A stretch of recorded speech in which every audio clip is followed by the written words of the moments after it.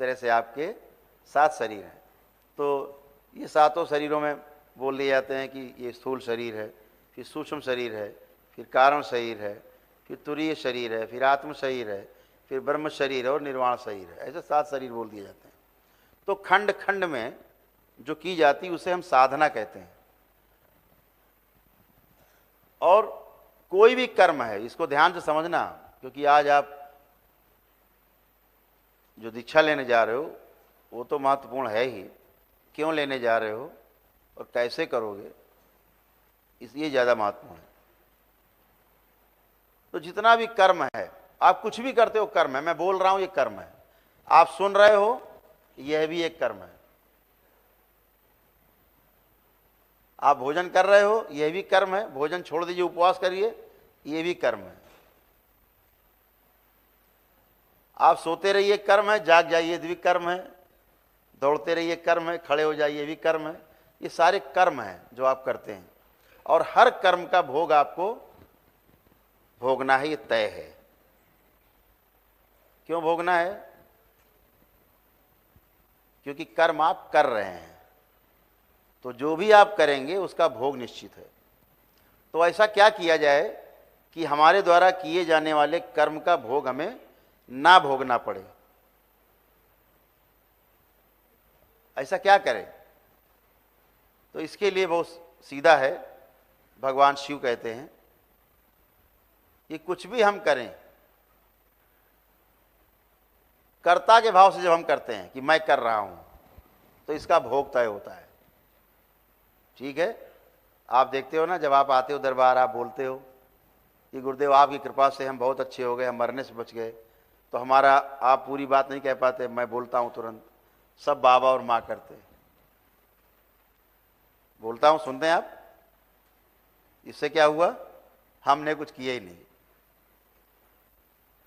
जब हमने कुछ नहीं किया तो मेरा कोई भोग तय नहीं हुआ। ठीक।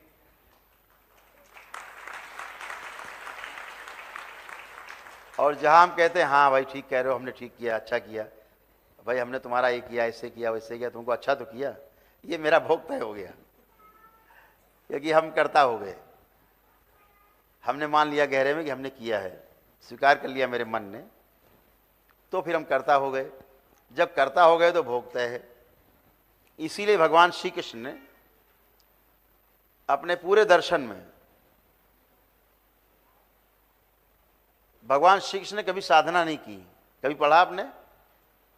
किसी ने पढ़ा कि भगवान श्री कृष्ण ने कोई साधना की कहीं जाके जंगल में बैठ के? नहीं की। उनकी साधना सबसे बड़ी क्या थी? अकर्म। उनकी साधना थी अकर्म। लेकिन अकर्म जो है साधना नहीं है, ये उपासना है। साधना वो है जो खंड खंड में होती है, उपासना संपूर्णता में होती है कि मैं तो हूं ही, अहम ब्रह्मास्मि, यहां तक। तो साधना खंड खंड में होती है, उपासना संपूर्णता में होती है। जैसे अभी हम कहें कि आपके साथ एक सज्जन आए थे, वहां उनका क्या नाम था, तो आप कहोगे अरे याद बहुत आप करो, खोपड़ी खुजलाओगे, इधर देखोगे उधर देखोगे, मत्था ठोकोगे, याद नहीं आ रहा, याद नहीं आ रहा, बहुत कष्ट। जितना कोशिश करो उतना भूलते जाओगे, ये भी अद्भुत है। जितना कोशिश करोगे उसका नाम याद करने की, उतना भूलते भी जाओगे। तो यहां 2 क्रियाएं हो रही हैं। आपको ये भी याद है कि आपको याद है उसका नाम, और आप भूल भी गए हो। 2 क्रियाएं एक साथ हो रही हैं, 2 में झगड़ा चल रहा है। अद्भुत है। कहते हो जीभ में रखा है नाम, बस बाहर नहीं आ रहा है, यहां पे है बस बाहर नहीं निकल रहा है।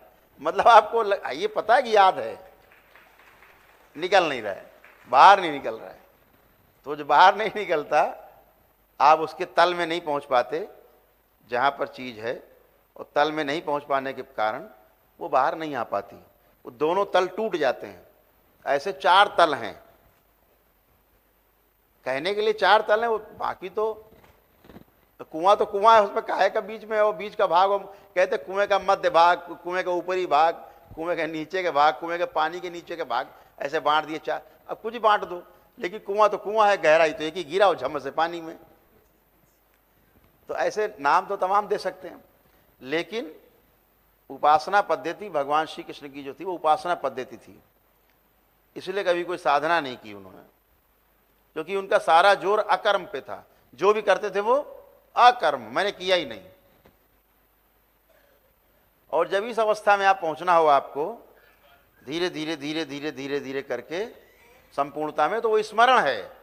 जैसे यहाँ बैठे आप जितने लोग हो, आपको जान के आश्चर्य होना चाहिए, होगा भी आश्चर्य भी, जितने लोग आप बैठे हो, जितने भी यहाँ और जितने पृथ्वी पर मौजूद हैं मानव, लगभग 750 करोड़ मानव है, स्त्री पुरुष बच्चों बुजुर्ग के रूप में, सभी परमात्मा है, सभी परमात्मा है।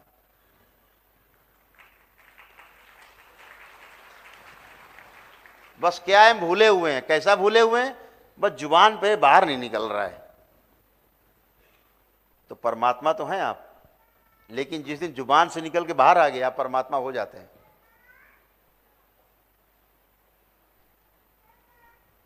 विस्मरण हो गया है केवल, विस्मरण, इसी को विस्मरण, विस्मरण, इसी जो शब्द है विस्मरण, विस्मरण शब्द का अर्थ यह है भूल गए ऐसा नहीं है, याद है लेकिन याद नहीं आ रहा है, विस्मरण का यह अर्थ है। समझ रहे हैं? विस्मरण शब्द का अर्थ है कि हमें याद तो है लेकिन याद नहीं आ रहा है। एक जो स्मरण आप करते हैं और पूरी तरह स्मृतिहीन हो जाते हैं तो वो हमेशा के लिए नष्ट हो जाती है, वो अलग बात है, बिल्कुल खत्म हो जाती है। लेकिन ये विस्मरण है। तो ऐसे ही हम भूल गए कि हम परमात्मा हैं। अकर्म करते करते एक दिन आपको इस चीज का जब जानकारी हो जाती है कि तल से जुड़ जाते हैं, गहरे वाले तल में नीचे, ऊपर का तल सबसे नीचे वाले तल में जुड़ जाता है जब, तो उसको पूरा दिख जाता है। तो ये नहीं कहता है कि हम इस सृष्टि का अंश हैं, वो कहता है मैं ही सृष्टि हूं।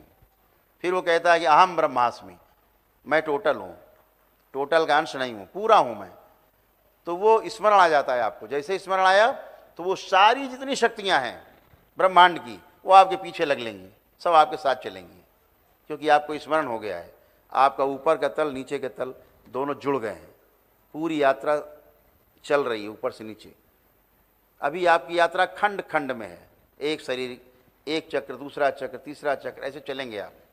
लेकिन जिस दिन आप मूलाधार से लेकर सहस्रार तक आप जुड़ जाते हैं, क्षमा करिएगा, मूलाधार से लेकर आज्ञा चक्र तक आप जुड़ जाते हैं, उस दिन आपको पता लगता है कि आप परमात्मा हो, क्योंकि आपको सारा स्मरण हो जाता है, सारा कुछ सब याद आ जाता है। और याद आते ही सारी शक्तियां सक्रिय हो जाती हैं, क्योंकि सब कुछ आपके स्मरण से जुड़ा हुआ है। क्योंकि आप भूले हैं इसलिए आपको पता नहीं। आपको याद होगा एक जिक्र है रामायण में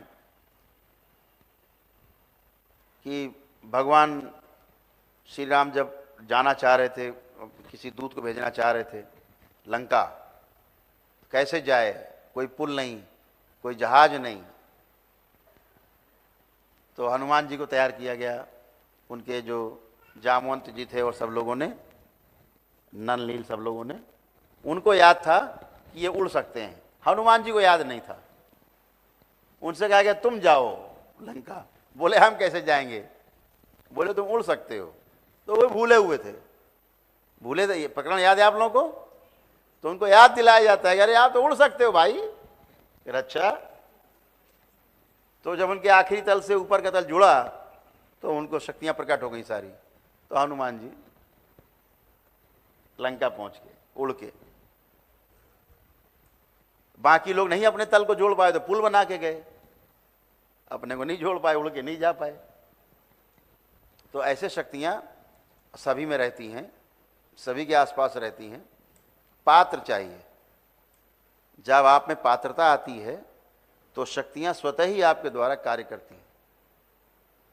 इस दरबार में आप देखते ही हैं बाबा और माँ की, भगवान भोलेनाथ और माता कामाख्या की शक्तियां, और उनके साथ जितनी भी ब्रह्मांड की जितनी बड़ी बड़ी शक्तियां हैं वो सब इस दरबार में सक्रिय रहती हैं।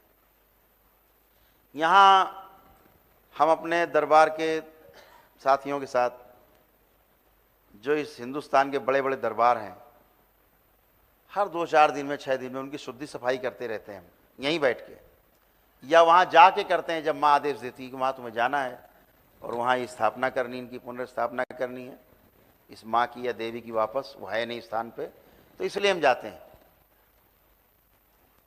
वहाँ। कोई हम कुछ मांगने नहीं जाते हैं, मान इतना भरा हुआ कि यहाँ देने के लिए हम तो निकालते कि दे आ जाए और दिया जाए और दिया जाए और लौटाया जाए, और दरबार के भक्त, बाबा माँ के भक्त और सुखी हों और संपन्न हो और समृद्ध हों, ये देने वाला दरबार। तो मांगने नहीं जाते, शुद्धि सफाई के लिए जाते हैं। वो लोग सोचते हैं ना गुरु जी कहाँ जाते हैं, लगता है कोई सिद्धि विद्धि करने जाते हैं क्या। हम कोई सिद्धि विद्धि करने नहीं जानते और ना हम कोई सिद्धि जानते हैं, ना हमें कोई तंत्र मंत्र पता है, ना हम कोई जादू टोना जानते हैं। कभी आपने मुझे कोई एक मंत्र पढ़ते हुए देखा हो तो बताइए। मैं तो बोलता ही नहीं, मुझे पता ही नहीं, बोलूँ क्या मैं कुछ नहीं पता। तो वो सब इच्छा पे चलता रहता है, हम भी बोलते रहते हैं, अपना होता रहता है। वो कैसे होता पता नहीं, वो सब बाबा माँ करते हैं। तो हमारा काम तो बोलना है, आपको देख के द्रवित हो जाते हैं। हम कहते हैं भाई इनका रोग हटा दो, हट जाता है। अब इसे हमारा कोई दोस्त तो नहीं, हम तो अकर्म वाले पे हैं, हमने किया ही नहीं,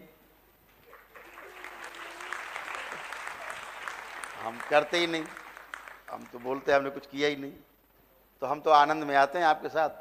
बढ़िया सोफा है, थोड़ा आरामदायक, अपना आ गए और बैठ गए, जम गए सुबह से लेकर रात तक, और शाम तक मस्ती की आपके साथ, चले जाते हैं। आप भी आनंद में आते हैं, हम भी आनंद में चले जाते हैं।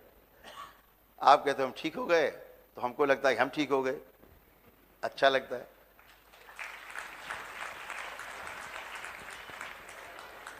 तो